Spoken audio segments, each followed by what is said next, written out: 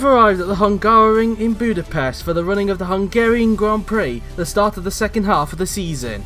Coming into this week, 6 drivers, yes, 6 drivers have been announced this week for 4 teams respectively. The first team news of this year's silly season concerns Joseph Willows, and it has been announced that after 9 seasons with the prancing horse, the 2-time world champion will be leaving Ferrari at the end of the season, and he will rejoin the team that he won his 2 world titles with. That team of course being McLaren. Joseph has had a brilliant season, with him currently redeeming himself from last season. He currently lies second in the Drivers' Championship, 20 points behind current leader Franco Lopez, and his current team Ferrari lead the Constructors' Championship by 7 points ahead of Mercedes. Joseph will race for McLaren for the first time since 2010, and as mentioned earlier, it is the team that he won his 2 world titles with in 2006 and 2008. His return to McLaren may be considered strange to some people, given that McLaren have not been in a position to fight for victories and world titles since 2012. However, Joseph has reassured people that he is aware of the challenge that presents him at the team, with him also quoting that he is looking at his move to McLaren as a long-term commitment, as he is hoping when the fantasy era is introduced from 2021 that McLaren will be in a position where they'll be able to fight at the front again and be able to challenge for a world championship. For now though, he'll be hoping to finish his time at Ferrari on a high and hope to win his 3rd world title before he goes. The question now lies on who will partner him at McLaren and who will replace him at Ferrari. In terms of his potential teammate next season, it looks highly likely that it will be one of the current McLaren drivers, with Kirishima De Rosa tipped to be the favourite given that Paolino Tomaselli is rumoured to move to Renault. However, we will have to wait and see.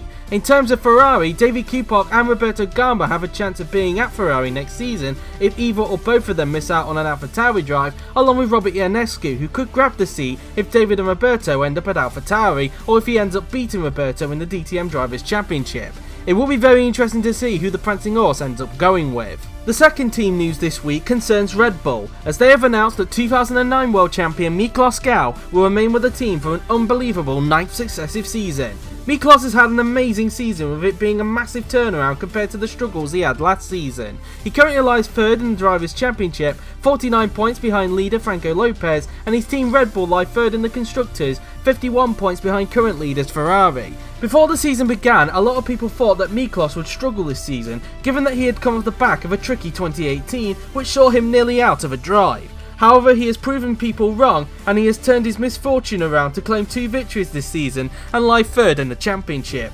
Miklos will be relieved to be announced early in the season, as will the Hungarian fans who are in attendance at the Hungaroring, and he will be looking to continue this momentum into 2020 and challenge for the championship again. The only question remaining at Red Bull is who will be his teammate, with Franco Gamba fighting to be retained next season, whilst Jay McKenzie, who is also competing for the 2nd Red Bull seat, hoping to be back in a top car in 2020. Only time will tell what will happen to the Austrian energy drinks company in 2020.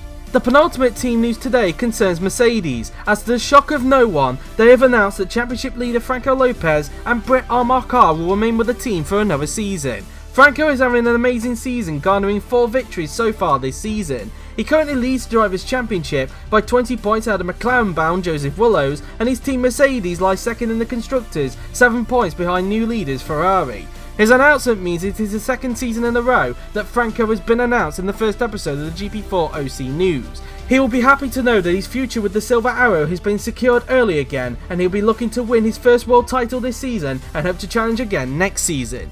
His teammate Armarcar, on the other hand, will feel relieved to be announced early, given the tricky season he has had so far. He currently lies 6th in the Drivers' Championship after retiring from the last 2 races due to crashes with Gabriel Gomez, which in turn has led Franco Gamba to overtake him in the Drivers' Championship. Despite winning at Monaco via some luck, he has struggled to adapt to the Mercedes compared to Franco Lopez, who is in his 2nd season with the Silver Arrow.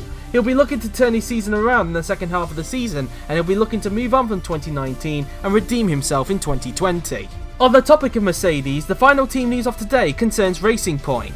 Did you see what I did there? As they have announced that they will be retaining their lineup of Roland Motrin and George Roque for another season. Roland and George have had a brilliant season in 2019, with George turning his fortunes around in the last few races. Roland and George lie 10th and 13th respectively in the Drivers' Championship, with 16 points covering the pair of them, and their team Racing Point lie 5th in the Constructors, 2 points ahead of Toro Rosso. Roland, despite a few shaky moments in the last couple of races, has had a good season, with him still looking to end his podium drought, whilst George Roque, despite a rough start to the season, is now starting to turn it around, similar to his performances last season. At one point, one of them could have been in danger due to Paolino Tomaselli initially putting the pink Mercedes down as his number one choice. However, as we have already established, he is more likely to be at Renault, given that he changed his number one choice in the back end of the sign-ups. Roland and George will be happy to have been announced early in the silly season, and they'll be looking to continue their amazing season and continue their momentum in 2020. And that is it for this week's edition of the GP4OC News. The next team news will break at the Belgian Grand Prix next week. Who will be announced next? Tune in to Tuesday's practice session next week at the Circuit de Spa-Francorchamps.